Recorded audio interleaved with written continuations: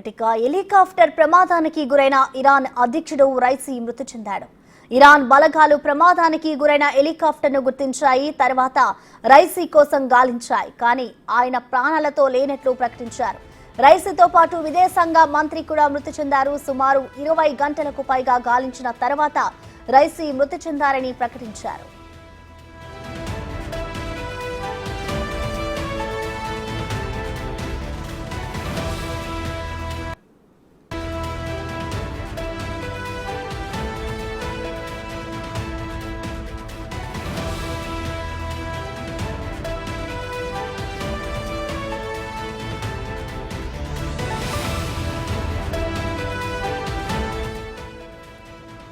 Helicopter ప్రమాదానికి గురైన Iran అధ్యక్షుడు రైసీ మృతి చెందాడు. ఇరాన్ బలగాలు ప్రమాదానికి గురైన హెలికాప్టర్ను గుర్తించాయి.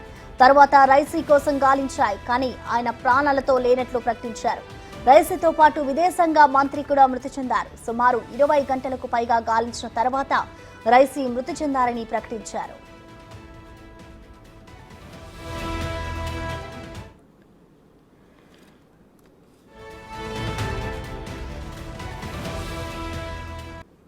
ప్రమాదానికి కారణం వాతావరణం అనుకూలించకపోవడమే అని ప్రాథమిక అంచనాకు వచ్చిన ప్రమాదం జరిగిన తీరు పలు అనుమానాలకు దారితీస్తోంది.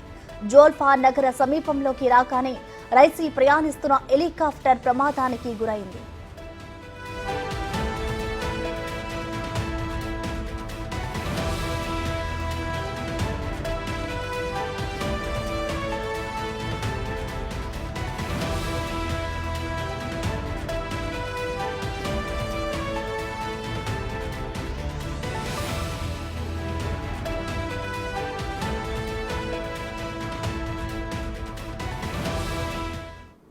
హెలికాప్టర్ ప్రమాదానికి గురైన ఇరాన్ అధ్యక్షుడు రైసీ మృతి చెందాడు. ఇరాన్ బలగాలు ప్రమాదానికి గురైన హెలికాప్టర్ని గుర్తించాయి. తర్వాత రైసీ కోసం గాలించాయి. కానీ ఆయన ప్రాణాలతో లేనట్లుగా ప్రకటించారు. ఇక దీనికి సంబంధించిన మరింత సమాచారం మా ప్రతినిధి శివ అందిస్తారు. శివ, చెప్పండి. దాదాపు 20 గంటలు గాలించిన అనంతరం ఇరాన్ అధ్యక్షుడు రైసీ మృతి చెందినట్లుగా కూడా తెలుస్తోంది. దీనికి సంబంధించిన డీటెయిల్స్ ఏంటి శివ? దీన్ని ఎలా చూడాలంటారు?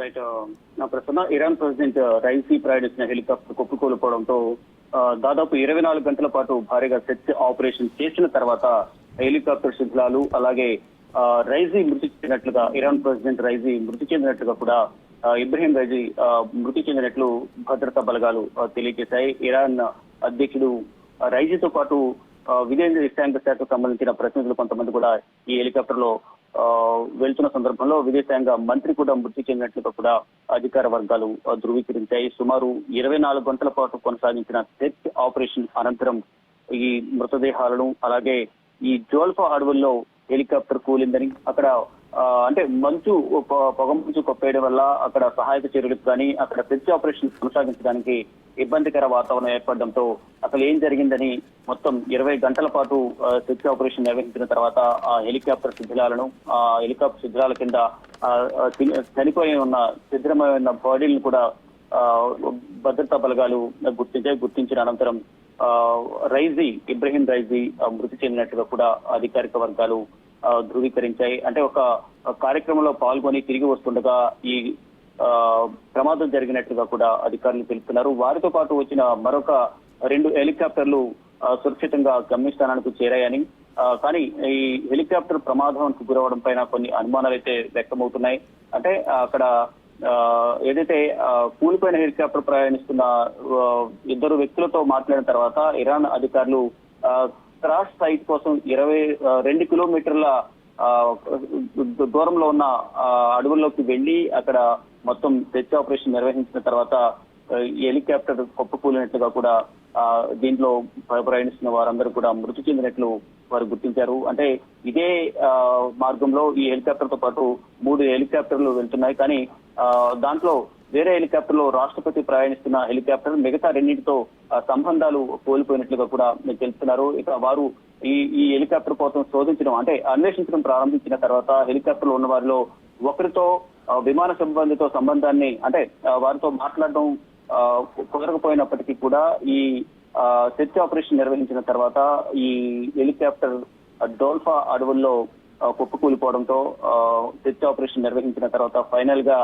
ఈ హెలికాప్టర్ ప్రమాదానికి గురైంది, కుప్పకూలిపోయింది అనేది అధికారులు ధృవీకరించారు. అంటే హెలికాప్టర్ కుప్పకూలిన తర్వాత ఎవరికి కూడా అధికారిక సమాచారం అనేది ఇవ్వలేదు. ఎవరికి ఏం జరిగిందనే దానిపై మాత్రం ఎవరికి ఎటువంటి సమాచారం ఇవ్వలేదు.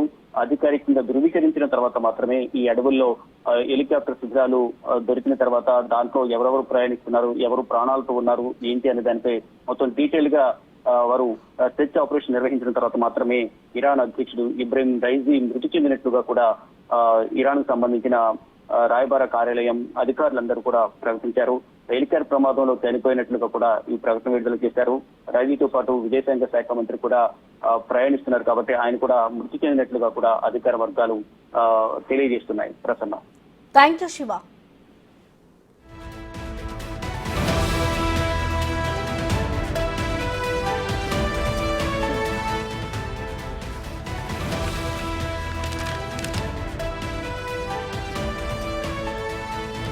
ఇరాన్ అధ్యక్షుడు రైసీ మృతి చెందాడు. ఇరాన్ బలగాలు ప్రమాదానికి గురైన హెలికాప్టర్ను గుర్తించాయి.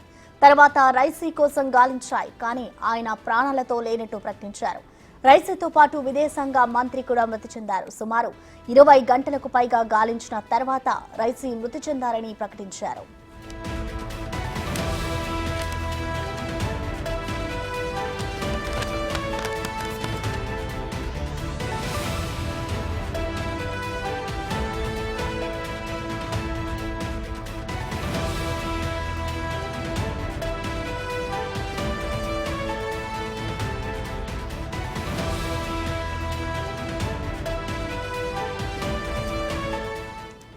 ప్రమాదానికి కారణం వాతావరణం అనుకూలించకపోవడమే అని ప్రాథమిక అంచనాకు వచ్చిన ప్రమాదం జరిగిన తీరు పలు అనుమానాలకు దారితీస్తోంది. జోల్ఫా నగర సమీపంలోకి రాగానే రైసీ ప్రయాణిస్తున్న హెలికాప్టర్ ప్రమాదానికి గురైంది.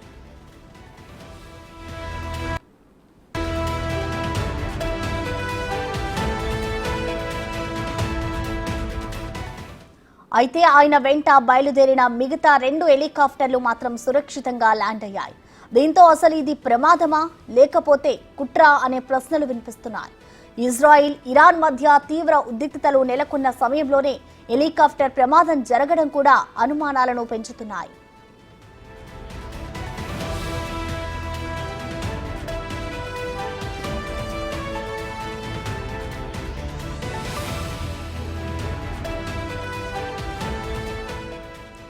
గత నెల ఇజ్రాయిల్ పై దాడి ప్రయత్నిస్తున్న సమయంలో ఇరాన్ ఏకంగా అమెరికాకు వార్నింగ్ ఇచ్చింది. ఇజ్రాయిల్ పై దాడి చేస్తున్నామని, ఈ విషయంలో అమెరికా కలుగజేసుకోవద్దని హెచ్చరించింది. ఒకవేళ అమెరికా ఎంటర్ అయితే మాత్రం ఆ దేశంపై కూడా దాడికి వెనకాడబోమని స్పష్టం చేసింది. దీంతో అమెరికా ఈ ప్రమాదం వెనుక ఉందని కొందరు అనుమానిస్తున్నారు.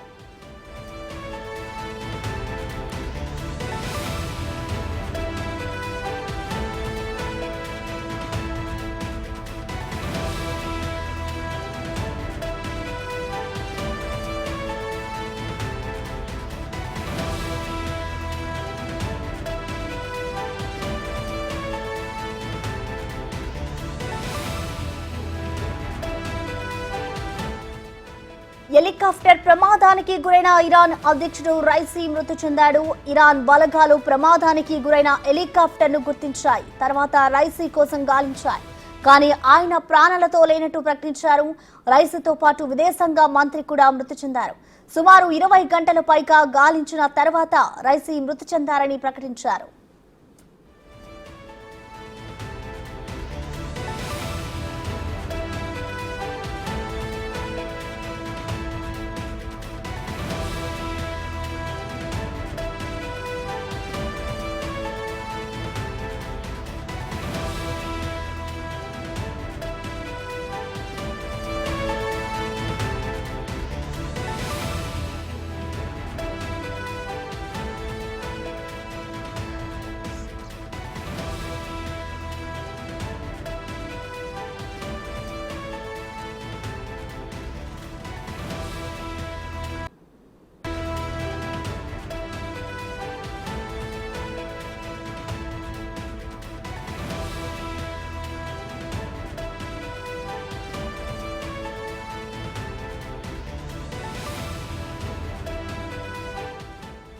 ఈ ప్రమాదానికి కారణం వాతావరణం అనుకూలించకపోవడమే అని ప్రాథమిక అంచనాకు వచ్చిన ప్రమాదం జరిగిన తీరు పలు అనుమానాలకు దారితీస్తోంది. జోల్ఫాన్ నగర సమీపంలోకి రాగానే రైసీ ప్రయాణిస్తున్న హెలికాప్టర్ ప్రమాదానికి గురైంది.